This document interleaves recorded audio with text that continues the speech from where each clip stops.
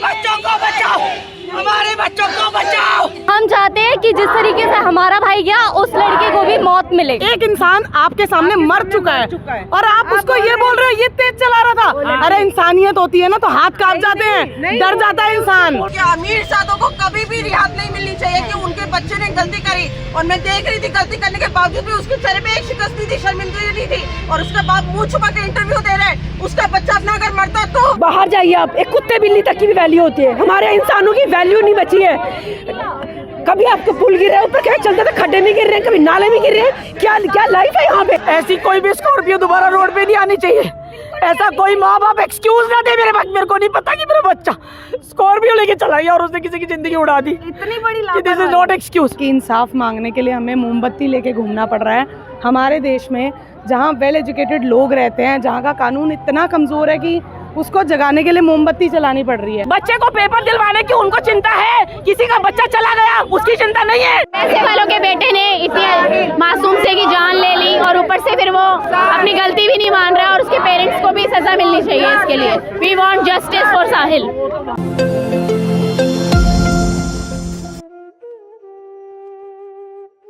तेज रफ्तार और लापरवाही की एक और कहानी जिसने एक माँ की खुशियां हमेशा के लिए छीन लीं।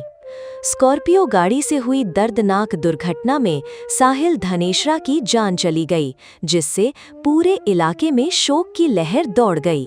बताया जा रहा है कि जिस गाड़ी से हादसा हुआ उस पर पहले से ही 17-18 चालान दर्ज थे, जिसने सिस्टम पर भी सवाल खड़े कर दिए हैं।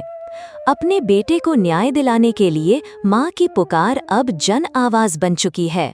हाथों में मोमबत्तियां लेकर लोग सड़कों पर उतरे और इंसाफ की मांग बुलंद की। सवाल उठे, क्या नाबालिग होने के कारण सजा नहीं मिलेगी और क्या बिना लाइसेंस गाड़ी चलाने वालों पर सख्त कार्रवाई होगी? लोग यही मांग उठा रहे हैं कि दोबारा कोई साहिल जैसी जान खोने न पाए, इसके लिए कानून और सख्त होना चाहिए।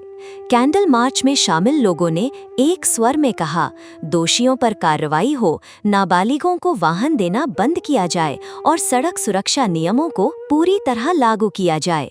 अब सबकी नजरें इस बात पर है कि साहिल के लिए उठी ये आवाज कब न्याय तक पहुंचती है।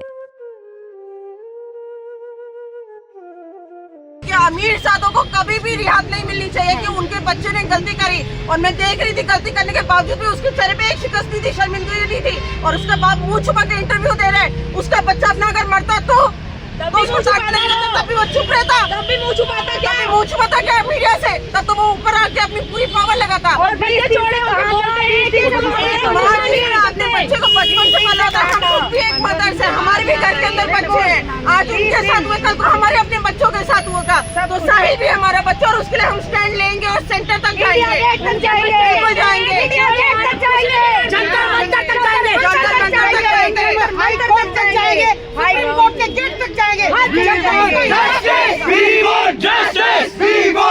मैम ये भीड़ तो ये तो बहुत छोटी है।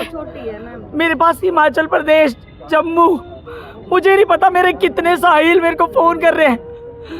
आंटी मैं आपका बेटा हूँ, मैं वहाँ पे प्रेजेंट नहीं हूँ, मैं आपका बेटा हूँ, मैं आपके लिए सब कुछ करूँगा, मेरी स्टेट में मैं आपके लिए ये करूँगा। मुझे नहीं पता, मेरे साहिल ने इतने सारे साहिल पैदा कर दिए। तो आप क्या कहना चाहिए उस स्कॉर्पियो वालों को? गलत प्रवृत्ति हजारों को पैदा करती है, और मेरा बच्चा संत था, मेरा बच्चा संत था।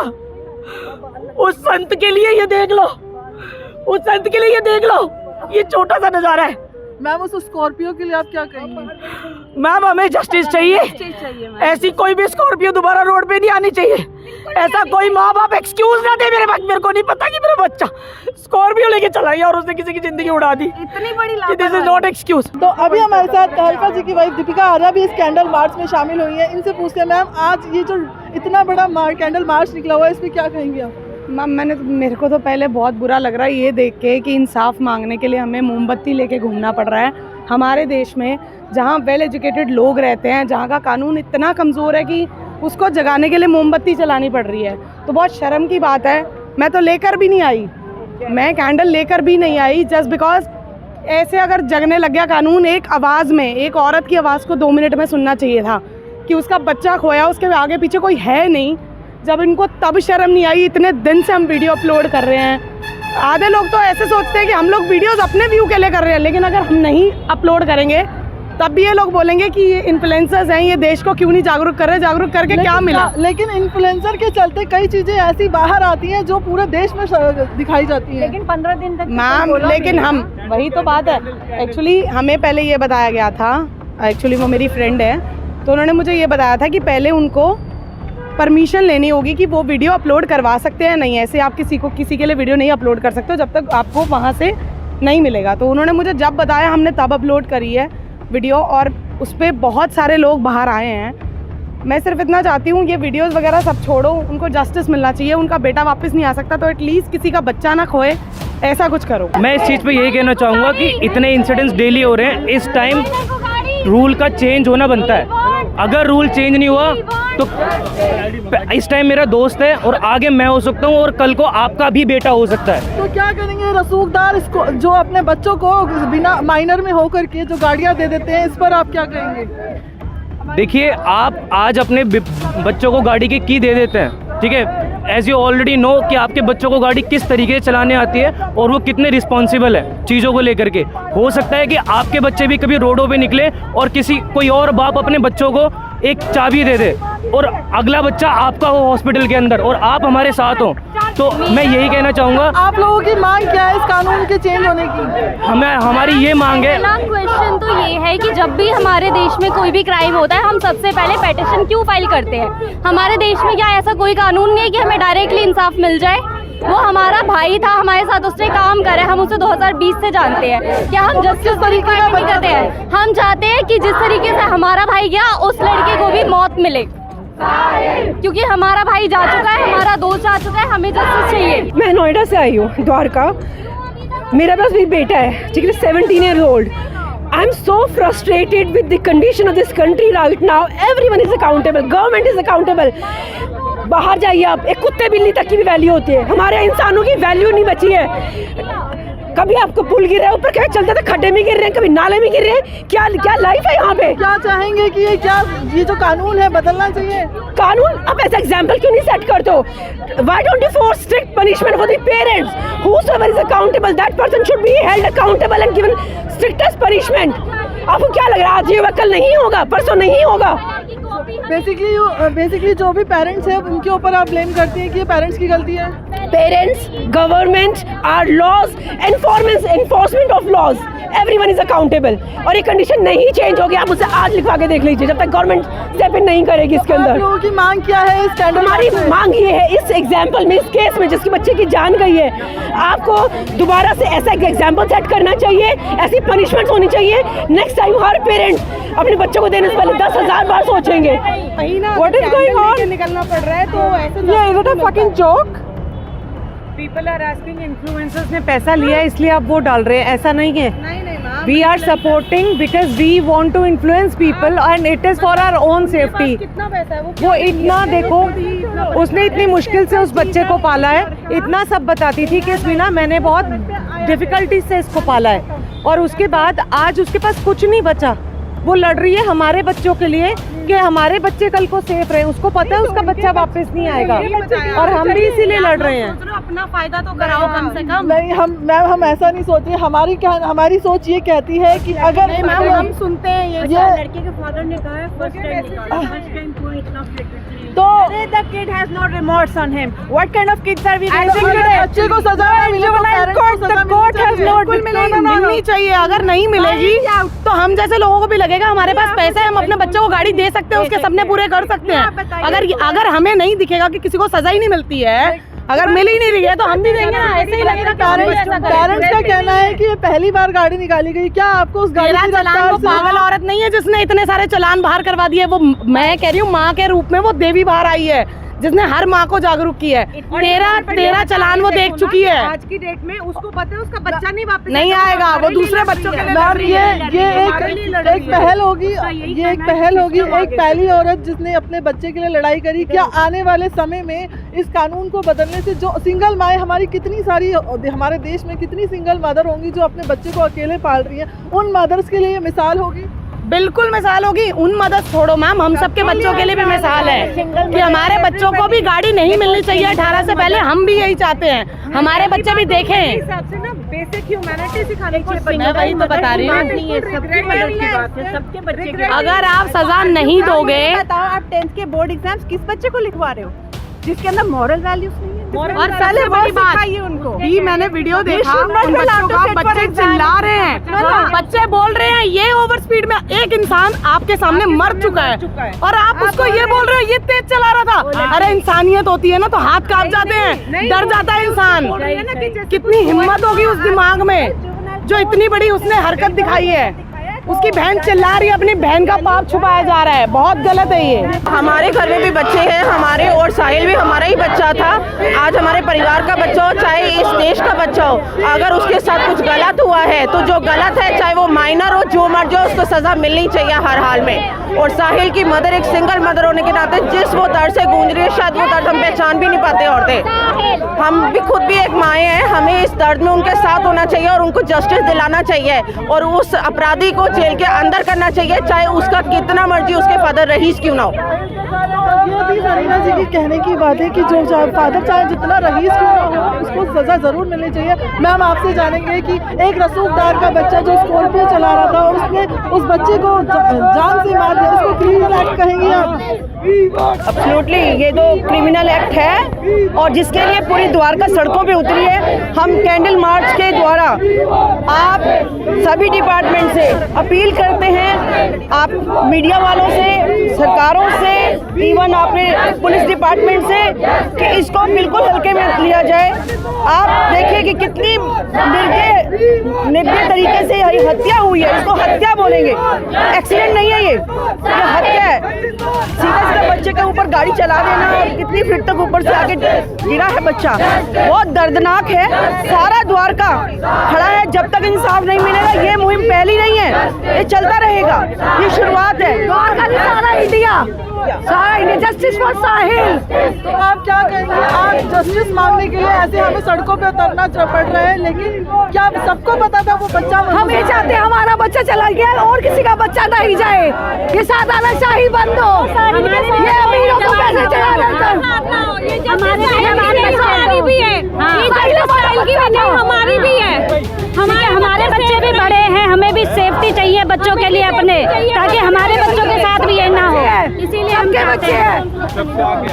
पर इस समय हमारी जो डिमांड है ये जो पेरेंट्स है इन्हें अरेस्ट होनी चाहिए और इस बच्चे को एग्जाम में अलाउ नहीं करना चाहिए और लॉ शुड बी चेंज। इस समय लॉ चेंज होने की बहुत जरूरत है और इन पेरेंट्स को एटलीस्ट रिहा ना मिले और उन्हें जेल जाना चाहिए। मैं एक बात कहना चाहती हूँ, मैं ये कहना चाहती हूँ कि जो 10th का एग्जाम उसके लिए जाना जरूरी है, हमारा बच्चा चला गया। एक सेकंड मैम, आज तो ये प्रोटेस्ट मार्केट के अंदर हो रहे हैं, अगर उसका इंसाफ नहीं हुआ तो कोई बड़ी बात नहीं कि हम सेंटर तक जाएंगे प्रोटेस्ट करने के लिए सभी मिलकर। आप देख सकते हैं यहाँ पे जितनी पब्लिक है कैंडल मार्च लेके निकली है। सर क्या डिमांड है आपकी?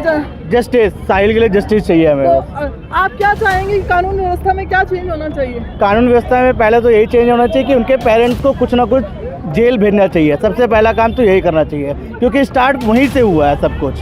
कैसे अलाउ किया एक टीनेजर को गाड़ी लेके जाने के लिए, ये पहली बार नहीं, आज एक्सीडेंट हुआ तो पता चला है। वो गाड़ी पहले भी लेकर जाता होगा लेकिन आज एक्सीडेंट हुआ इसलिए पता चला है। 17 साल का युवक होकर किसी की जान ले सकता है तो उसको ट्रीट भी बड़े जैसा करना चाहिए और उसको जुवेनाइल बोर्ड से हटा के एज एन एडल्ट ट्रीट करके उसको वो सख्त से सख्त सज़ा मिलनी चाहिए ताकि और ज़्यादा साहिल ना बन पाए इस दुनिया में। तो क्या ये आपको एक क्रिमिनल एक्टिविटी लगती है? It is a criminal act. Taking somebody's life is a criminal act because nobody who is civic sense will take somebody's life. अगर आप किसी की लाइफ लेते हो that means it's a criminal offense in the Indian Penal Code. I don't know how the court will take it, but as per me it is a criminal offense. आप क्या कहेंगी कि पेरेंट्स को अंदर डालना चाहिए? बिल्कुल पेरेंट्स को अंदर डालना चाहिए, बिल्कुल डालना चाहिए जी। क्यों नहीं? बच्चे को पेपर दिलवाने की उनको चिंता है, किसी का बच्चा चला गया उसकी चिंता नहीं है। किसी माँ का अकेला बच्चा चला गया, हमारे घर का चिराग चला गया, वो इतना एम्बिशियस बच्चा था, उसके इतने सपने थे सब खत्म कर दिए।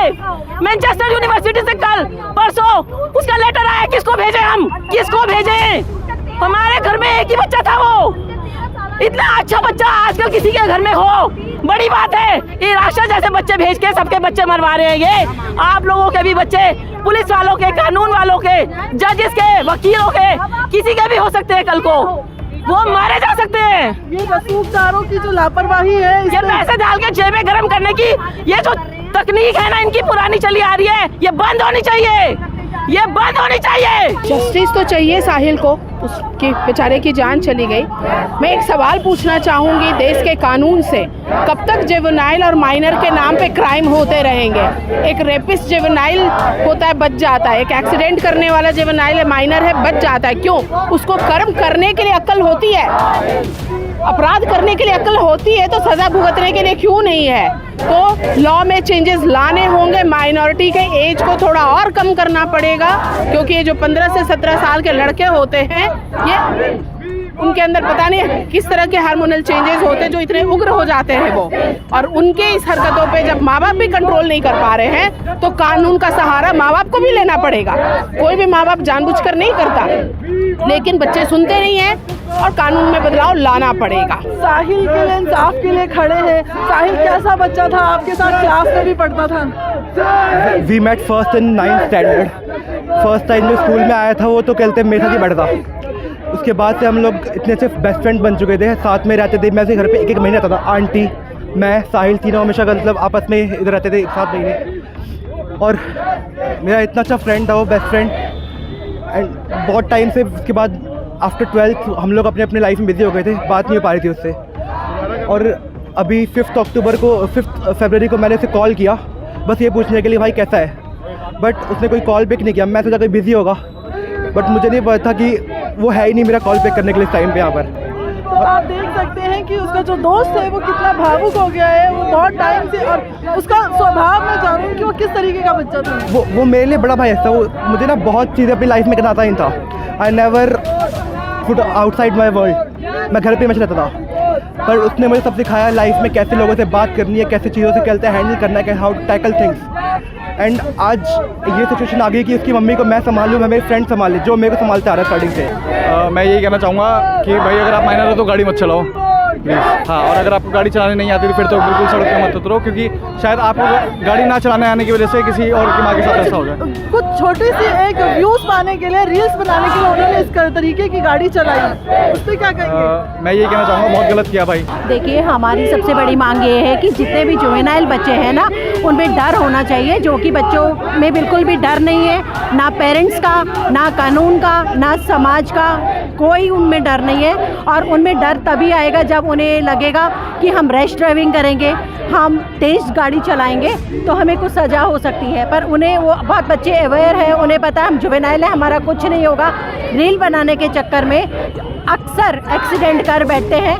अभी तो साहिल गया है, हो सकता है जो बच्चे ड्राइव कर रहे थे वो दोनों भाई बहनों को भी कुछ हो सकता था। लेकिन मैम एक वीडियो वायरल हुई जिसमें कहा जाता है कि उनके ऊपर जरा सा भी पछतावा नहीं था। उन्होंने कहा वो बच्चे की गलती थी, जबकि वो खुद रॉन्ग साइड थे।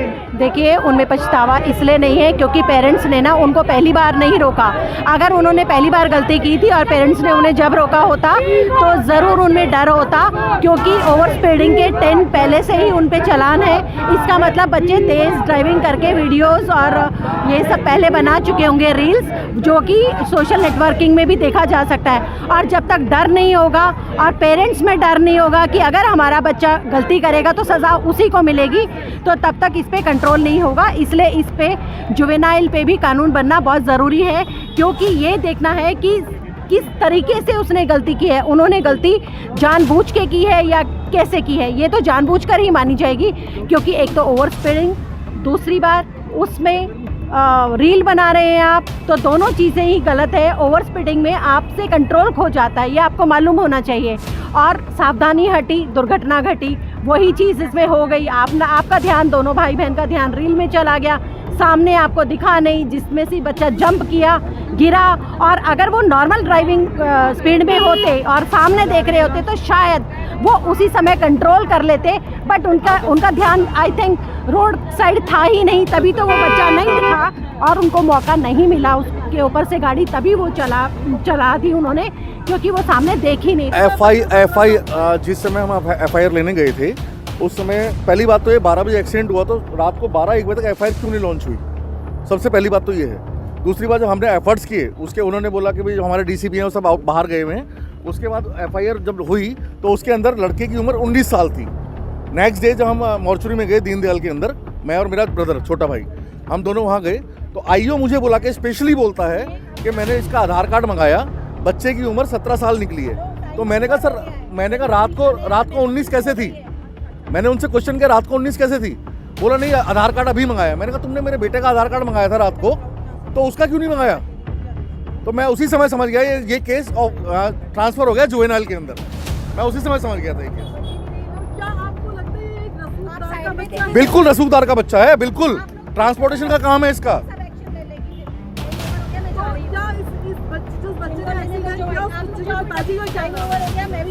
पिताजी का क्या नाम? मुझे अक्षप्रीत कुछ नाम ध्यान है ऐसा कुछ बच्चे का, जो एफआईआर के अंदर जब एफआईआर रात को आई थी, क्योंकि उस समय वो इतने परेशान थे, हमें नहीं पता उस समय क्या था, लेकिन वो रसूखदार बच्चा है, रसूखदार बच्चा है, नो डाउट। सिर्फ एक माँ ही नहीं, आज पूरा युवा आप देख सकते हैं। ये जो युवा है आज का, ये सब यंगर्स हैं सारे, ये सारे यंगर्स हैं जो आज जस्टिस के लिए खड़े हैं। मैम, आज आप सारे यंगर्स जस्टिस के लिए खड़े हैं, क्या डिमांड है आपकी कानून से? हम लोगों को ये डिमांड है कि माइनर्स को गाड़ी देना बिल्कुल बंद करें। और फर्स्ट ऑफ ऑल वो माइनर नहीं है, वो लड़का, उसकी शक्ल तो देख लो यार आप, वो लगता है कैसे आपको 17 साल का है, इतना बूढ़ा हो रहा है वो। तो देखा, युवाओं के अंदर बहुत ही गुस्सा है एक इतने बड़े, तो ऐसे ही ये युवा कैंडल मार्च चलती रहेगी, ये कैंडल मार्च इसी तरह चलती रहेगी। कहना है ये है कि अगर ये कैंडल मार्च इससे आवाज़ नहीं उठी तो ये कैंडल मार्च इससे भी बड़ी होगी। तो आप भी मेरे साथ बने रहिए टाइम इंडिया के साथ, आपको क्षेत्रों की खबरें दिखाते रहेंगे। इसी से मैं विदा लेती हूँ, नमस्कार, जय हिंद, जय भारत।